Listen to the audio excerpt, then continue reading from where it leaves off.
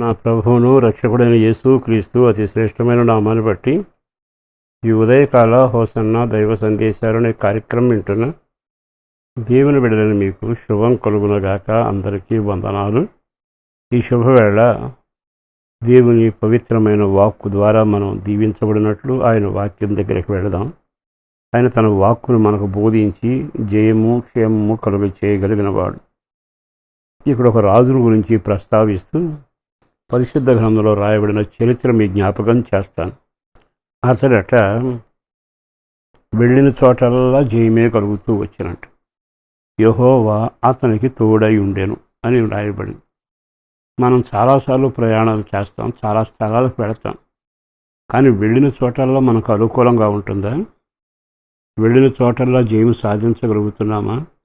వెళ్ళిన చోటల్లా మనకు అనుకున్న ఫలితాన్ని పొందగలుగుతున్నాము? మనకు తెలిసినంత వరకు కొన్ని ప్రాంతాలకు వెళితే అపజయం పొందుతాం, కొన్ని ప్రాంతాల్లో మన వ్యాపారం నడవదు, కొన్ని ప్రాంతాలకు వెళితే అనారోగ్యంగా ఉంటాం, కొన్ని ప్రాంతాలకు వెళితే నెమ్మది ఉండదు, కొన్ని ప్రాంతాలకు వెళితే భయంగా బ్రతకాల్సి వస్తుంది.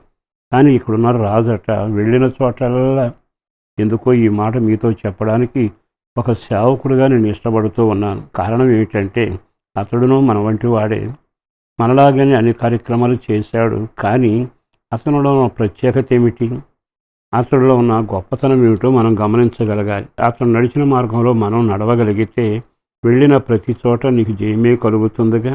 ఇప్పటికే మీరు ఓడిపోయినా, ఓ రకంగా చెప్పాలని నష్టపోయినా, సాధించలేకపోయినా, గమ్యం చేరలేకపోయినా, ఆశించి అందుకోలేకపోయినా కలవరపడకండి. జరిగిన కాలం గతించిపోయింది. జరగబోయే రోజుల్లో ఆ దేవుడు నీకు తోడై ఉండి నీతో కూడా రావాలి.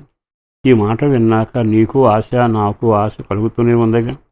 అతని దేవుడు అతనికి తోడుగా ఉండెను అని రాయబడింది.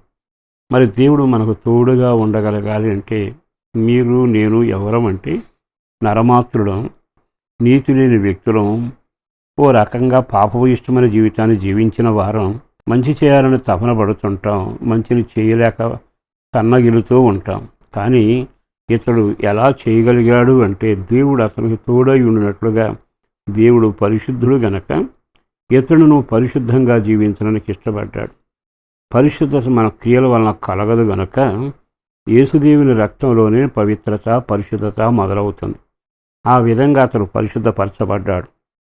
రెండవది, ఓ చక్కని మాట మీకు వినిపిస్తాను. రాజుల 2వ గ్రంథం 18వ అధ్యాయము 7వ వాక్యంలో, కావున యెహోవా అతనికి తోడుగా ఉండెను, తాను వెళ్ళిన చోటల్లా అతడు జయం పొందెను. ఎన్నోసార్లు ఈ వాక్యం విన్నారుగా. దేవునితో నీకుండే బంధమే నీ విజయానికి సంకేతం. వెళ్ళిన చోటల్లా నీ క్షేమం కలగాలి అంటే ఆయనతో నీకుండే ఆ పవిత్రత కాపాడుకోవాలి. దేవుని గురించి ఒక మాట ఉంది, ఆయన లోకములకు వెలుగై ఉన్నాడని.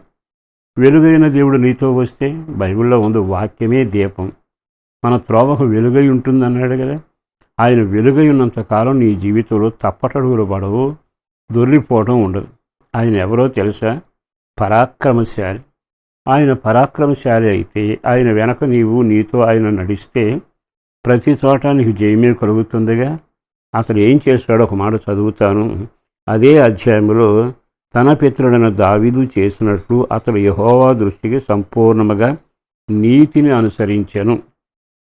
అతను వెళ్ళిన చోటలా క్షేమం కలడానికి కారణం ఏంటంటే తన ముందు కొంతమంది వ్యక్తులను పెట్టుకున్నాడు. పితరుడు, అతని పేరు దావీదు. ఆ పితరుని జ్ఞాపకం చేసుకుని అతడు నడిచినట్టుగానే ఇతరుడు నడిచి అన్ని విషయంలో నీతిమంతుడుగా నడకను ప్రారంభించి కొనసాగాడట. ఇప్పుడైతే ఆ మాట చదువుతామో, పూర్ణముగా నీతిని అనుసరించను. అందుకు దేవుడు ఈ బిడ్డకు దగ్గరగా వచ్చి ఈ రాజుతో నడవడం మొదలుపెట్టాడు. వెళ్ళిన చోటలా జయమిస్తూనే వచ్చాడు. ఒకటి, దేవునికి నీకు బంధం ఉండాలి. రెండవది, నీవు నీతిని అనుసరించాలి. మూడవది, నీకు మార్గదర్శులు ఎవరున్నారో గమనించి ఆ మార్గదర్శులుగా ఉన్న వారిని అనుసరించగలగాలి. మనం మార్గదర్శులు ఎవరు? యేసే మన మార్గదర్శి. విశ్వాసకర్తయు దాన్ని కొనసాగించేవాడని యేసు వైపు చూచుతూ రాయబడిందిగా. ఆయన వైపు చూడండి, జయం ఉంటుంది, ఆనందం ఉంటుంది, అధిక శక్తి ఉంటుంది, గమ్యానికి చేరగలుగుతావు. అట్లా నీవు వెళ్ళిన రోజున ప్రతి చోట నీకు జయమే కలుగునుగాక. పరిశుద్ధుడును ప్రేమామడి నా ప్రభు వందనాలయ. అపారమైన నీ ప్రేమను బట్టి ధన్యవాదాలు. చేసిన మేలు కొరకు చేయబోయే కార్యాల కొరకు వందనాలు. కృపచేత నింపి రాకడ కొరకు ఆయత్తపరిచి మీరు మహిమ పొందండి.